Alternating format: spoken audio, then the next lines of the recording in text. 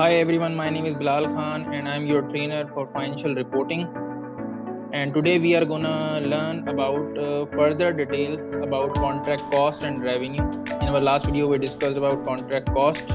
अगर आपने चैनल को सब्सक्राइब नहीं किया तो चैनल को सब्सक्राइब कर लें, क्योंकि हम कम्युनिटी वॉल पे बहुत ज़्यादा इंपॉर्टेंट मटेरियल शेयर कर रहे हैं। और वीडियो को लास्ट तक देखिएगा, क्योंकि बहुत ज़्यादा इंपॉर्टेंट जो है पॉइंट्स मैं शेयर करने वाला हूँ ड्यूरिंग द वीडियो। तो आए शुरू करते हैं।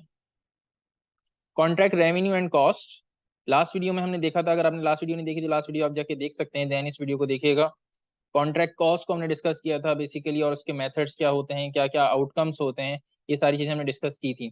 आज हम फर्दर हम जा रहे हैं कॉन्ट्रैक्ट कॉस्ट और कॉन्ट्रैक्ट रेवेन्यू के अंदर, और इसके अंदर हम देखेंगे बेसिकली ये इसके एलिमेंट्स क्या होते हैं या इसके कंपोनेंट्स क्या होते हैं, या ये किन चीजों पर मुश्तमिल होती है, यानी कि कॉन्ट्रैक्ट रेवेन्यू और कॉन्ट्रैक्ट कॉस्ट।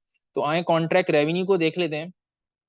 कॉन्ट्रैक्ट रेवेन्यू जैसे कि कॉन्ट्रैक्ट का रेवेन्यू, जो भी कॉन्ट्रैक्ट आपने किया हुआ है, नॉर्मली यहाँ पे कंस्ट्रक्शन कॉन्ट्रैक्ट की बात हो रही है जिस टॉपिक के अंदर, खासतौर पे कॉन्ट्रैक्ट कॉस्ट के अंदर। तो कॉन्ट्रैक्ट रेवेन्यू के अंदर क्या होता है, द इनिशियल अमाउंट और revenue agreed in the contract, जो अग्री हुआ है आपका बायर के साथ, कॉन्ट्रैक्टर के साथ या बिल्डर के साथ, तो वो जो है जो है आपका रेवेन्यू होगा। Variation in contract work and claims to the extend that कोई वेरिएशन है कॉन्ट्रैक्ट वर्क के अंदर, एडिशनल काम करा रहे हैं। फॉर एग्जांपल आपने बिल्डिंग बनवाई थी, फॉर एग्जांपल आपने 3 फ्लोर बोले थे, लेकिन आपने बोला कि नहीं मुझे 4 फ्लोर बनवाने हैं अब। तो ऐसी कोई वेरिएशंस वगैरह हैं, कोई क्लेम्स हैं, तो वो भी कॉन्ट्रैक्ट रेवेन्यू का पार्ट होते हैं। अच्छा, इसमें क्या बोला था, variation in contract and claims to the extent that it is probable that they will result in revenue, उससे फायदा होगा obviously, and they are capable of being reliably measured, और रिलायबली मेजर्ड भी हैं, मतलब वो वायबल है एक तरह से। ठीक है। क्लेम्स क्या होते हैं, आए क्लेम्स देख लेते हैं, जो कि पार्ट ऑफ द रेवेन्यू होंगे। Claims are amounts that the contractor seeks to reclaim from the customer as reimbursement for cost not included in the contract price. ये ऐसा क्या होता है कि एडिशनल कोई वर्क करा रहे हैं, कोई डिजाइन में चेंजेस करा रहे हैं ड्यूरिंग द, आपने फॉर एग्जांपल बिल्डिंग बनवाई, फ्लैट्स आपने फॉर एग्जांपल बनाए, अपार्टमेंट्स बनवाए आपने, लेकिन आपने बोला कि यार फॉर एग्जांपल ना पहले जितनी भी विंडोज थी उसके ऊपर कोई वो इस तरह से जिसे कहते हैं ना कोई शेड सा नहीं होगा, लेकिन अब आपने बाद में डिसाइड किया जब बिल्डिंग बन रही थी तो आपने बोला कि अब इसमें शेड्स भी होंगे। तो इस तरह की कोई अगर चीजें हैं तो that would be the part of the claims और रिम्बर्समेंट, और उसके ऑब्वियसली आपसे वो कॉन्ट्रैक्टर जो होगा वो आपसे पैसे चार्ज करेगा। They may arise due to errors in design और कस्टमर कॉज डिले, ये भी हो सकती हैं। लेकिन जैसे कि मैंने कहा कि कोई वेरिएशंस हैं, कोई चेंजेस इन द वर्क हैं, वो सारी इसका पार्ट बनती हैं। ठीक है जी। इंसेंटिव पेमेंट्स, आपने फॉर एग्जाम्पल बोला था कि 1 साल में बना देना, उसने 6 महीने में बना दिया। तो इस तरह की अगर कोई अग्रीमेंट हुआ है, कोई चीज कॉन्ट्रैक्ट का पार्ट है, तो वो भी इसका पार्ट बनती हैं। जैसे कि यहाँ लिखा हुआ भी है, incentive payments additional payments made to the contractor if performance standards are met और एक्सीडेड। ठीक है, टाइमलाइन उसने पहले ही बना के दे दिया आपको, बहुत ही अच्छा था, कोई अच्छा बिल्डर था तो उसने आपको जल्दी बना के दे दिया, तो ऐसा हो सकता है बिल्कुल। अच्छा, C the contract is sufficiently advance that it is probable that the specified performance standard will be met और एक्सीडेड। सही है, ये इंसेंटिव पेमेंट्स की बात कर रहा है।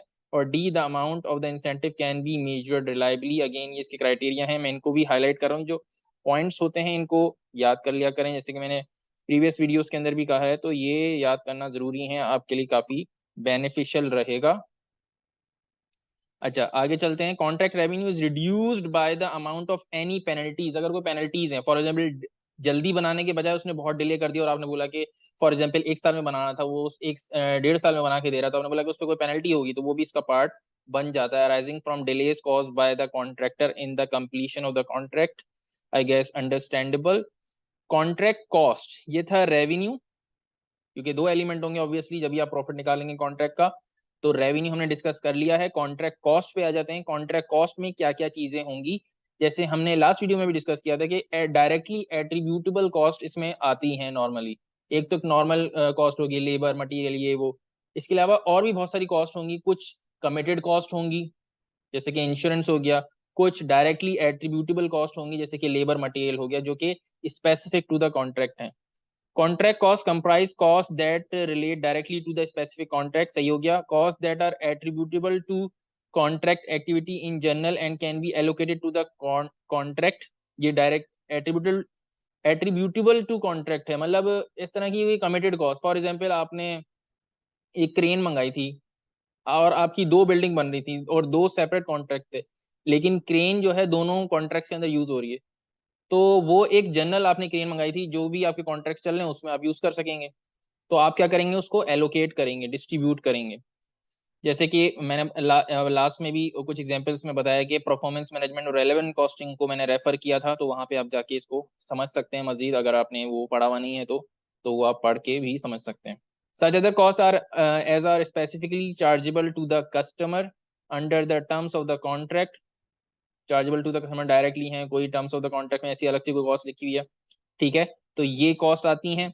अच्छा, इसकी मजीद इसमें ये इसकी डिटेल दे रहा है कि और ज्यादा स्पेसिफिकली बता रहा है, costs that relate directly to a specific contract include site labor costs, including site supervision, supervisor की cost, labor की cost of material used in construction, material, बजरी, रेत, ठीक है, ईंटें, blocks, whatever, ये सारी चीजें इसमें पढ़ जाएंगी। Depreciation of plant and equipment use to the contract, कोई डेप्रिसिएशन हो रही है स्पेसिफिकली, आपने वो प्लांट मंगाया था वो भी इधर चार्ज करोगे। Cost of moving plant equipment and material to from and from the contract site, कोई आप ट्रांसपोर्टेशन कॉस्ट हो रही है, फॉर एग्जाम्पल पेट्रोल लग रहा है, क्रेन को लेकर आए थे आप, क्रेन जो है उस क्रेन की जो ट्रांसपोर्टेशन कॉस्ट है, फॉर एग्जाम्पल वो क्रेन जो है किसी ट्रक में चढ़ के आई थी, डायरेक्टली चला के नहीं आई थी, नॉर्मली ऐसे ही होता है, तो वो उसकी कोई ट्रांसपोर्टेशन कॉस्ट लगी है, वो हो गई। Cost of hiring plant and equipment, कोई हायरिंग करने में आपकी कोई एक्स्ट्रा सर्विस कॉस्ट लग रही है। Cost of design and technical assistant that is directly related to the contract, जैसे कि सर्विस डिजाइनर्स हो गए, आर्किटेक्ट्स हो गए, ये इन सब की चीजें भी इसमें ही पार्ट होंगी। The estimated cost of rectification guarantee work included expected warranty cost, कोई इस तरह की गारंटी वारंटीज हैं वो भी इधर हो जाएंगी। क्लेम्स फ्रॉम थर्ड पार्टीज, बत्ता बत्ता दे दिया आपने, ठीक है जी, तो नॉर्मली एशिया में ऐसा हो रहा होता है, एशिया के अंदर नॉर्मली तो भत्ता भत्ता दे दिया, पुलिस को आपने भत्ता दे दिया, किसी को आपने भत्ता दे दिया, गवर्नमेंट अथॉरिटी को, तो that is called basically claims. या उनकी कोई ऐसी कोई फीस है भत्ता हटा के भी, तो वो भी जो है वो आपकी क्लेम्स जो है आ जाएगी इसके अंदर। Cost they may that may be attributable to contract in general, जैसे कि मैंने बताया क्रेन आपने दो कॉन्ट्रैक्ट्स के लिए मंगाई थी, उसकी बात कर रहे हैं। And can be allocated to specific contract include, insurance होती है नॉर्मली एक साथ ही करा देते सबकी। Cost of design and technical assistance that are not directly related to a specific contract, एक कॉन्ट्रैक्ट के लिए आपने अलग से नहीं मंगाया था, दो प्रोजेक्ट आपके चल रहे थे, दो कॉन्ट्रैक्ट आपके चल रहे थे, दोनों पे आपने उसको यूज कर लिया। कंस्ट्रक्शन ओवरहेड्स, कंस्ट्रक्शन ओवरहेड्स कुछ ऐसे ओवरहेड्स के वो डिवाइड हो रहे हैं, फॉर एग्जांपल लैंड है या जगह है, इस तरह की कोई चीज है जो कि दोनों में यूज हो रही है, ओवरहेड। जैसे कि नॉर्मली हम ओवरहेड किसे कहते हैं, जैसे कि रेंट पे अगर जगह ले रहे हैं, बना रहे हैं, ठीक है, तो वो दोनों में यूज हो रहे हैं। फॉर एग्जाम्पल आपने आपके प्रोजेक्ट चल रहे थे, सामने आपने रेंट पे एक जगह ले ली जहाँ पे आप अपना सारा, इन अदर वर्ड्स माल रखेंगे, जितना अपना आपका माल वगैरह है, बजरी रेती ये वो, तो वो भी वो डिवाइड हो रहा है आपके प्रोजेक्ट में, तो वो भी एलोकेट करना पड़ेगा। So this was contract cost. एक छोटी सी एग्जांपल करते हैं, देन इस वीडियो को एंड करेंगे। तो आए एग्जांपल को करते हैं। पहले हमेशा क्वेश्चन को पढ़ा करें, रिक्वायरमेंट को पढ़ा करें, फिर आप क्वेश्चन को पढ़ा करें, ठीक है। रिक्वायरमेंट फर्स्ट पढ़नी है आपने हमेशा, जब भी एग्जाम में जाना है तो आपकी यही हैबिट होनी चाहिए।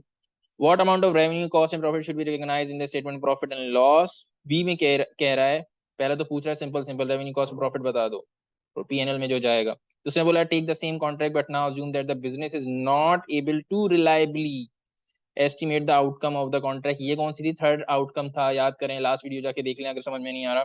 Although it is believe that all cost incurred will be recoverable from the customer. सही है, अज्यूम कर रहा है कि जितनी कॉस्ट है वो रिकवरेबल हो जाएगी कस्टमर से, ठीक है। What amount should be recognised for revenue cost profit in the statement profit loss. Again इस सिनारियो के बेस पे इसका आंसर करो, ये कह रहा है बेसिकली। तो आए एक आंसर देख लेते हैं, ये तो बहुत सिंपल है। रेवेन्यू इसने क्या किया, 800,000 इंटू 60%, कैसे, क्वेश्चन पढ़ा नहीं है हमने, पढ़ लेते हैं। कॉन्ट्रैक्ट प्राइस 800,000 थी, टोटल कॉन्ट्रैक्ट प्राइस $800,000 थी, कॉस्ट टू डेट थी $320,000, एस्टिमेटेड कॉस्ट टू कंप्लीट $280,000, ठीक है। मतलब ये कॉस्ट अभी तक लगी है, ये कॉस्ट मजीद लगेगी, cost estimated cost to complete, complete होने के लिए मजीद कॉस्ट ये लगेगी, और ये लग चुकी है, कॉस्ट टू डेट अभी तक लग चुकी है। इसने हमें टाइमलाइन नहीं दी हुई है इस क्वेश्चन में, ठीक है। Estimated stage of completion 60% estimated stage of completion बताइए, लेकिन हमें इसने मेथड नहीं बताया कि इसने कौन सा मेथड यूज किया, इनपुट या आउटपुट। खैर हमें इससे कोई मतलब नहीं है, एग्जांपल बहुत छोटी सी है। तो सिंपल हमने क्या करना है कि कॉन्ट्रैक्ट प्राइस उठानी है 800,000 इंटू 60%, कितना परसेंटेज कंप्लीट हुई है 60%। तो हमने रेवेन्यू कैलकुलेट कर लिया 480,000। इसी तरीके से कॉस्ट निकालने का तरीका आप देख लें, बहुत इंपॉर्टेंट है। कॉस्ट निकालने का तरीका क्या है, कॉस्ट 320,000 कॉस्ट टू डेट है, एस्टिमेटेड कॉस्ट टू मजीद कितनी लगेगी 280,000, उसका 60% आपने लेना है। सही है जी, दोबारा रिपीट कर रहा हूँ। वैसे तो आप वीडियो को रिवाइंड करके भी देख सकते हैं, लेकिन मैं दोबारा रिपीट कर देता हूँ। कॉस्ट टू डेट $320,000 थी, मजीद कॉस्ट कितनी लगी $280,000, उसका आपने 60% लेना है। तो आपके पास आता है $60,000। तो इस तरीके से आपका प्रॉफिट आ जाएगा। जब आप रेवेन्यू को कॉस्ट में से माइनस करेंगे तो आपके पास ये प्रॉफिट आ चुका है। सही जी, I guess very simple, not a big deal to understand.